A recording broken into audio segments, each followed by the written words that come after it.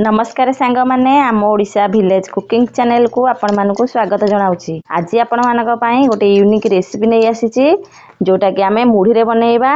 ता पई देखंतु मु केते प्रकार रो परिबा नैछि। कदली आमर पोटोलो आलू टमाटो बोदी खुंबा आलू बैगण कखारू बंधाकोबी एठी नैछि गाजर ए सब को नै कि आज आमे मुढी रे गोटे बढ़िया रेसिपी बनेया। एबे आ डेरी न करके चलंतु सब परिबा को आमे काटी नबा।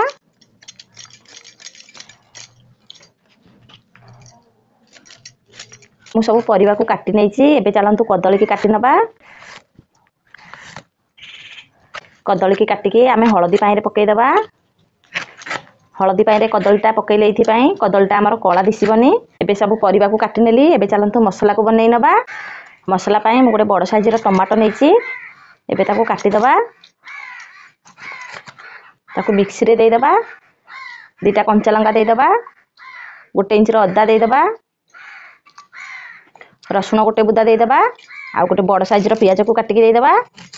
बे पियाज को काटी नेली। एबे मिक्सी रे देकी हमें पेसेई नबा।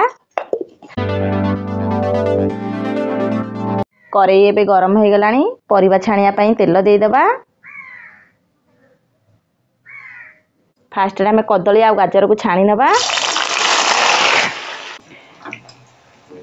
एबे चलंतु कदली आ गाजर को काढी नबा। एबे चलंतु पोटोलो आ बोदी की छानी नबा। एबे ताको काढी नबा। एबे बंधाकोबी की छानी नबा। या पर चलंतु मसला को कसेई नबा। पंच फुटन को दे दबा। दुटा सुकिला लंका दे दबा। फुटन फुटी गलानी लंका भी भाजी हे गलानी। मसला को बाटी थले ताको दे दबा।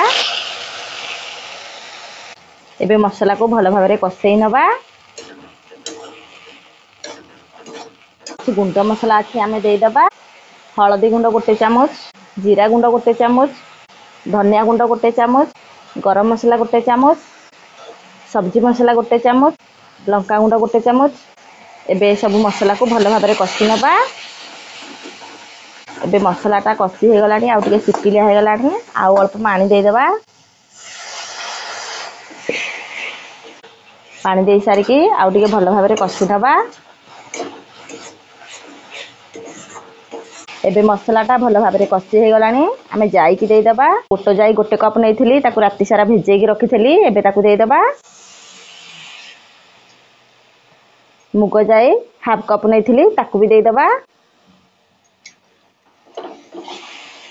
आपण माने चाहिले किना मुग जाई नै परिबे। जेहेतु हमर घरे मुग जाई थिला मु ताकू बनेइथिली भाजी की। एबे मसला संगरे जाईटा टिके भलो भाबरे कसी हे गलानी। एबे आमे परिबा को दे दबा। कखारू को दे दबा। आलू खुंबा आलू एबे आवश्यक अनुसार लूण दे दबा। एबे परिबा को भलो भाबरे मसला संगरे कसी नबा। एबे परिबा मसला संगरे भलो भाबरे कसी हे गलानी। आमे अल्प पानी दे दबा। पानी दे सारी की आमे ताको 7 मिनिट खंडे घोड़े दबा। परिबाटा भलो भाबरे सिझी जिवो। एबे 7 मिनिट हे गलानी। आमे ढाकुड़ी काढी की देखि नबा। एबे आउ टिके भलो भाबरे कसी नबा। एबे मुढ़ी की टिके भलो भाबरे धोई दबा। धोई की आमे तरकारी रे दे दबा। मुढ़ी रे जो बाली अंशटा थाए सेटा धोई देला परे सेटा बाहरी जाई थाए।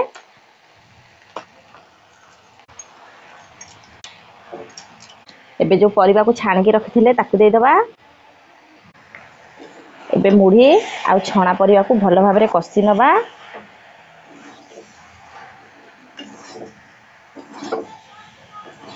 मसलाटा कसी हे गलानी केते बढ़िया बास्ना आसुची।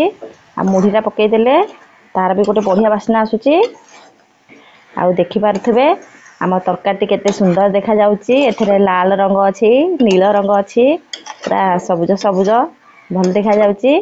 वीडियोटी आपण माने देखुछंती। वीडियोटी जदी आपण माने को भल लागि थाए लाइक शेयर सब्सक्राइब कर देबे। एबे मसला आ परिबा भलो भाबरे कसी हे गलानी। एबे चलंतु पानी दे दबा परिबा सिझे पई।